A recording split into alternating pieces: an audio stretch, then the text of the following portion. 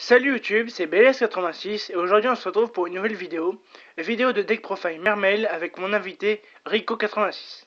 Salut YouTube, donc 3 sirènes mur Abyss Lind, une Abyss Gund, 3 Abyss Peak, 3 Abyss Teus, 2 Abyss Mégalo. Peut-on savoir pourquoi 2 Abyss Mégalo dans le Mermail actuel?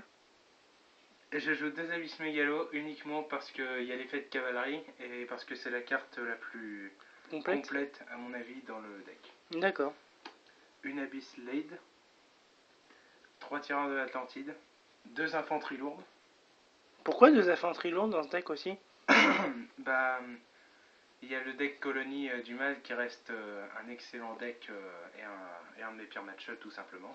Surtout qu'il a reçu par rapport au Fion, oui, et à renfort de l'armée, qui reste une carte très importante dans le deck à mon avis. Et le retour du deck Seigneur Lumière avec Dragon du Jugement, qui est franchement par rapport à l'attaque ingérable pour moi. Un Abyss Peak avec cette carte, c'est suffisant. D'accord. Une cavalerie Dragoon, donc pour activer les effets et tout ça. Un Tidal. Un Moulin Glacia. 2 Genex Ondine. Et les 2 contrôleurs qui vont avec, naturellement. On va passer aux magies. Ça c'est un peu normal dans tous les decks Mermail actuellement. À partir du moment où on joue les Genex Ondine, il faut jouer les contrôleurs. Donc 2 charges de lame. 2 lances interdites. Pourquoi lance dans ce deck?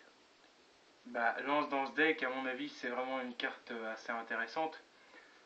Pour moi, déjà, c'est parce que les effets de Mégalo, par exemple, ou d'Abysteus étaient souvent annulés par des effets de cartes comme Trappe sans fond, ou d'autres effets de cartes de Magique et Piège qui étaient assez ennuyants.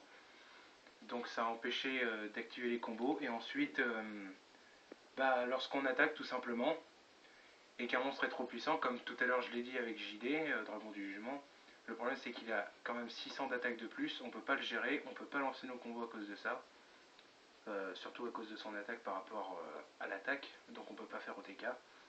Lance interdite nous permet au moins de faire très mal pendant un tour et de vider les ressources adverses. Donc dans l'optique c'est pour protéger l'invocation de tes monstres et ensuite de pouvoir gérer les monstres adverses à l'attaque s'ils sont trop puissants. C'est ça, totalement, pour lancer les combos, exactement. D'accord. Donc une invitation des ténèbres. Donc ça c'est surtout parce que j'ai contrôleur Genex qui est le seul monstre ténèbres à 2. Ça vous fait pas des mains mortes? Bah en fait à partir du moment où j'ai une Undine dans la main et ça, c'est bon, je sais que je pourrais la faire à un moment, donc ça me dérange pas. D'accord. Et au pire, ça fait une carte à poser en fake et puis c'est pas très dérangeant. Un trou noir, bon ça il n'y a pas à expliquer. Bah, dans certains decks Mermail actuellement, peu de personnes le jouent. Ces deux cartes, c'est pas très joué dans certains decks Mermail actuellement. Peux-tu nous expliquer pourquoi toi tu les joues? Commençons par trou noir.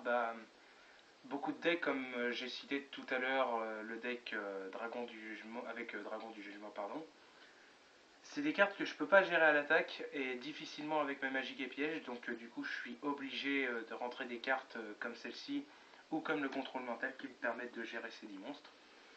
Et comme il y a Raiden aussi, Wolf ou autre, ça me permet de faire des Xyz avec mes autres monstres. D'accord. Enfin, je parle surtout pour contrôle mental, bien sûr. Ensuite, les pièges, j'en joue 8. 3 abyssphères, bon, c'est la carte du deck. Piège en tout cas. 2 compétences de percée. Je trouve que c'est l'une des cartes les plus intéressantes qu'on peut activer 2 fois. Et ensuite, Trappe sans fond, Avertissement divin et Hommage torrentiel, qui sont tout simplement les 3 cartes qui coupent l'herbe sous le pied, entre guillemets. C'est des cartes super intéressantes que, à mon avis, tout bon deck doivent avoir dans leur deck. Est-ce que tu as un avis aussi sur l'autre carte piège pour les abysses qui permet de faire revenir voilà. En fait, avec un ami, on en avait parlé rapidement il y a 1 ou 2 semaines, qui le jouait exceptionnellement pour l'occasion. Cette carte, lui et moi, on est totalement d'accord sur le fait que, à certains moments, ça peut faire la partie, purement et simplement. Mais si on l'a en main de départ, d'autant plus avec la nouvelle règle qui nous fait commencer à 5 si on commence la partie, le problème c'est que si on n'a pas de sirène mur, ou si on n'a pas au moins une sirène mur à Bisling, c'est totalement inutile, ça fait main morte. D'accord. Donc pour l'extra deck, je joue 4 en 7, un Abyss Gaios, normal, 2 Dracosac, donc j'expliquerai pourquoi après, un numéro 11 parce que la plupart en jouent qu'un. D'accord. Donc ensuite les rangs 4, un requin Bahamut, un numéro 101, un loup sinistre diamant, bon un dweller, ça c'est évident, et un Rasfody Furax. Tu ne possèdes pas Exciton? Non, je l'ai pas et c'est justement la raison pour laquelle je joue 2 bêtes fantômes Mecha Dracosac et donc je joue 2 Abyss Megalo aussi. Parce que du coup ça permet de optimiser les rangs 7 étant donné que je ne peux pas optimiser au maximum les rangs 4. C'est pour ça aussi également que je joue Rasfody Furax pour des decks comme le rouleur LS. D'accord. Ensuite les rangs 3. Un Lévière, le dragon des mers. Tout simplement parce que à cause de l'effet de Kidal, je peux remettre directement et relancer mes combos. Un Alucard parce que je joue pas de typhon d'espace mystique que généralement je rentre en side deck. Et évidemment Siredmer Abyss-Street. D'accord. Et ensuite je joue 3 synchros. Le Léo évidemment que je rentre à cause des... ou pour, c'est selon. Les contrôleurs Genex. Et je joue 2 niveau 7. Un Gounir. Couplé avec la carte par exemple Tireur de l'Atlantide ou Infanterie, ça vous permet de détruire de 2 à 4 cartes. 2 par leur effet, et admettons on envoie un tireur et un infanterie lourde, ça permet de détruire 4 cartes. Donc, par exemple, dans l'optique d'une main pleine d'Atlantine, etc., ça permet de gérer les ressources adverses et aussi de se débarrasser des mauvaises cartes en main, etc. Parfaitement. Je trouve que c'est l'une des cartes de mon extra deck les plus intéressantes, et évidemment le dragon rose noir, qui à mon avis a un stade dans ce deck. Donc voilà, c'était ma decklist. Donc ensuite pour le side, j'ai envie de dire à toutes les personnes qui nous regardent, ou du moins qui visionnent cette vidéo, que c'est par rapport au metagame actuel. Personnellement, moi je mettrais évidemment 2 corbeaux DD. Maxé, c'est une carte de side évidente. Et bien sûr, j'essaie de rentrer 2 à 3 typhons parce qu'on les joue pas main deck. Donc, même si je sais qu'un side c'est personnel, est-ce que tu pourrais nous montrer le tien rapidement? Oui, bien sûr. Bon, il n'est pas forcément mis à jour. J'ai essayé de faire au mieux. Après, c'est par rapport à des choix personnels. Donc, 2 corbeaux DD. Par rapport au deck rouleur qui reste assez important quand même, même s'il est moins utilisé de nos jours. 2 Cancre la Max. Donc, contre quel deck actuellement? Le deck Spellbook reste un deck qui invoque un minimum spécialement, notamment grâce à la carte Spellbook of Life? Ouais, voilà. Et Grande Prêtresse Grande aussi. Prêtresse également. Ça reste une carte intéressante. Bon, bien sûr, il y a le deck Seigneur Lumière. Georgia Madolch aussi.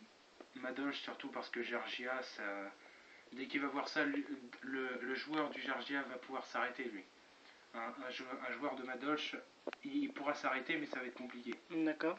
Et évidemment, le deck Sylvan, qui à mon avis est un très bon outsider dans notre metagame actuel. 2 typhons d'espace mystique, je les rentre pas main deck. J'ai 3 tireurs et j'en ai pas forcément besoin. C'est bien réfléchi contre les decks Seigneur Lumière. Enfin, le fait de ne pas l'avoir en main deck contre Seigneur Lumière, ça aussi, ça améliore tes chances d'avoir plutôt des cartes pour répondre contre le deck Seigneur Lumière. Alors qu'un typhon contre Seigneur Lumière, bah, ça fait pas le taf. Totalement, ça fait pas le boulot et puis c'est totalement inutile. Donc c'est un choix stratégique de ta part de le mettre en side deck plutôt qu'en main deck. C'est ça. D'accord. Parce que, admettons qu'il va activer un nid des insectes piquants, je prends l'exemple le plus courant, il va pouvoir meuler 5 et au final ton typhon aura servi absolument à rien. C'est inutile. 2 colères divines. J'ai presque envie de dire que c'est mieux que compétence de percée sur certains points. C'est pour ça que des fois je fais le changement. Un dragon du jugement qui va activer son effet. Vous activez cet effet. Vous envoyez Abyss Gun. Vous avez double effet. Vous annulez le sien. Vous le détruisez. Vous invoquez chez vous. Ouais, très fort dans le méta. Comme tu l'as dit tout à l'heure, pour gérer les options adverses, les JD, etc. Totalement. Donc c'est plutôt une carte qui sert contre beaucoup de decks. Voilà, c'est un peu le principe pour moi d'un side deck, c'est de rentrer des cartes qui peuvent jouer contre tous les decks. D'accord. Ensuite, 2 catastrophes infernales. Bon, ça c'est une carte que j'ai envie des fois d'enlever, des fois de garder vraiment. C'est surtout contre le deck Colonie du Mal et contre le deck Bougie, principalement. Ça fait vraiment le boulot. En plus, généralement, ils s'y attendent pas forcément. Donc voilà. D'accord. Ensuite, 2 Décret Royal. Bon, ça, je suis un peu plus partagé, hein, clairement. Mais on va dire que j'en ai marre de me prendre des decks Nurse Burn et des decks Shen Burn que je peux absolument rien faire si j'ai rien dans le side. Donc voilà, j'en ai mis 2, on sait jamais. Ensuite, 2 miroirs absorbants de lumière. Bon, ça c'est contre Bougine et contre le deck Seigneur Lumière. Il n'y a pas trop besoin d'expliquer. Et j'ai pu rentrer une corne céleste ténébreuse qui est forte contre tous les decks qui invoquent SP aujourd'hui. Et contre tous les Xyz. Donc voilà. D'accord, et ben je te remercie pour avoir participé à cette vidéo. Pas de problème. Et pour ceux qui regarderont cette vidéo, je préviens que la prochaine vidéo que je ferai, ça sera la suite de ma série L'Ascension du dueliste. Donc ce qui concernera plutôt cette fois comment, comment se préparer à un match. La première vidéo étant le matériel, la deuxième sera comment se préparer à un match, etc. Ce qu'il ne faut pas faire, ce qu'il faut faire, ce qu'il faut prévoir, etc. Donc je vous dis salut YouTube et à la prochaine.